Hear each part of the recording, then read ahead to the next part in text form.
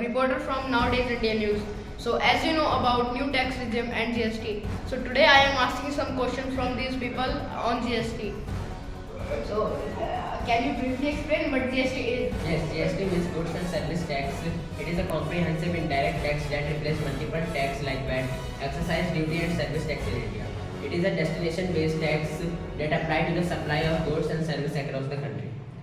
When GST was implemented in India? Yes, GST was implemented in July 1st, 2017 through 122nd of Constitution Amendment.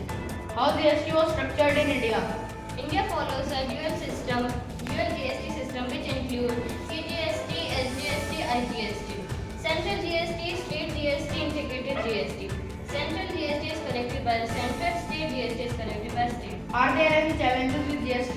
Yes, there are some challenges like complex compliance, regulatory requirement, high taxes, and trade on some goods and services, and technical issues. What are the different GST slabs? There are four main tax slabs: are 5%, 12%, 18%, 28%. Is GST applicable to all businesses? Business with annual turnover of ₹40 lakhs must register for GST. However, for some states, the GST limit is lower at 10 lakhs. What are the benefits of GST? There are many benefits of GST. Simplifies taxation, eliminates tax cascading, and improves compliance and lower prices.